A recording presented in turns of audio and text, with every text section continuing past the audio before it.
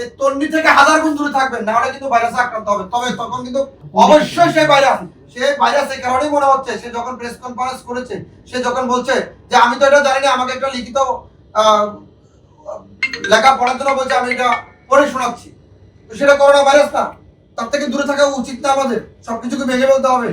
আপনি তার বিচার চাইতে পারেন, তাকে যারা সরকার আছে তাকে আইনের আওতায় আনার বিচার চাইতে পারেন, কিন্তু একটি রাজনৈতিক দলের নিবন্ধন বাতিল চাওয়া, শেখ হাসিনা তো একজন নিবন্ধন, এই যে দলকে এখন যে আওয়ামী লীগকে নিষিদ্ধ করা হচ্ছে, আমরা কিন্তু কোন রাজনৈতিক দলকে নিবন্ধন বাতিল অথবা নিষিদ্ধের পক্ষে নেই। তো তাদেরও তো স্বাধীনতা আছে ভাই, রাজনীতি করার স্বাধীনতা আছে না? তাদের গণতান্ত্রিক প্রক্রিয়া, তাদেরও তো আওয়ামী লীগের তো রাজনীতি করার একটা গণতান্ত্রিক প্রক্রিয়া স্বাধীনতা আছে, সেই স্বাধীনতা তো আমরা হস্তক্ষেপ করতে পারি, তাদেরকে নিষিদ্ধ করছি। এখন সেটা নিয়ে তারা আইনি প্রক্রিয়া যাচ্ছে, হয়তো আন্দোলন করবে, ঠিক না? এখানে আমাদের মা বোনদেরকে নিয়ে যদি কেউ অশালীন মন্তব্য করে, সেটা আমরা কেউ মেনে নেব না, কেউ মেনে নেব না। সে যাই হোক, সে দেশের প্রধানমন্ত্রী হোক আর বিরোধী নেতা হোক, আমরা মেনে নেব না। কিন্তু আমাদেরকে পরিপূর্ণ রাষ্ট্রীয় টেলিভিশন থেকে প্রকাশ করতে হবে যে উনি অপরাধী। তরিকুল ভাই, আপনি যে বিষয়টা বলছেন, আপনার বক্তব্যের লেজ ধরে যদি বলি, আপনি আওয়ামী লীগের কথা বললেন একটু আগে। আওয়ামী লীগের সময় যখন আওয়ামী লীগ ক্ষমতায় ছিল, শেখ হাসিনা, তখন দেখেছেন যে জামাতকে কিন্তু তার নিষিদ্ধ করেছিল। ঠিক পাল্টা কাউন্টারে আমরা দেখছি নতুন যে সরকার ব্যবস্থা, সেখানে জামাত সহ অন্যান্য যারা রাজনৈতিক দল রয়েছে, বৃহত্তম রাজনৈতিক দল, তারা কিন্তু আন্দোলন করে আওয়ামী লীগের নিবন্ধন কিন্তু বাতিল করেছে। তাহলে পাল্টাপাল্টি তো একই বিষয়ই দাঁড়াচ্ছে। তাহলে আপনারা সেই সময় কেন প্রতিবাদ করেন নাই, আজকে কেন এই নিয়ে কথা বলছেন? শোনেন, জামাত ইসলামের যখন নিবন্ধন বাতিল হয়েছিল, তখন কিন্তু অনেকে প্রতিবাদ করেছে, আপনি হয়তো জানেন না, আপনি হয়তো অবগত নয়।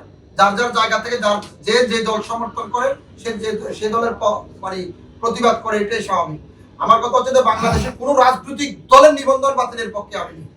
ভাই, প্রশ্নটা হচ্ছে আওয়ামী লীগের যখন নিবন্ধন বাতিল হলো, তখন তো আপনারা বাহবা দিয়েছেন, আপনারা পক্ষে কথা বলেছেন। হ্যাঁ, এটা নিয়ে তো আপনারা প্রতিবাদ জানান,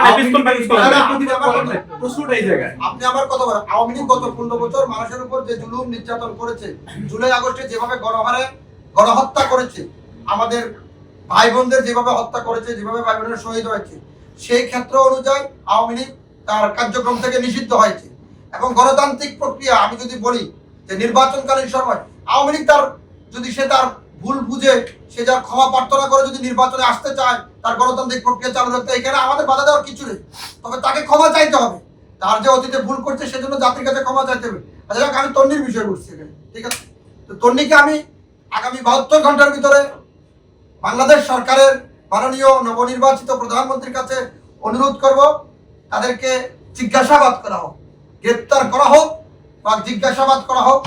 তাদেরকে এই ষড়যন্ত্র করার জন্য কারা ইন্ধন দিয়েছে এবং ইন্ধনদাতাকে, তার দুই পাশে যে দুই বোন বসছেন, অ্যাডভোকেট, আরেকজন বলছেন যে ভাই আমি জানি না।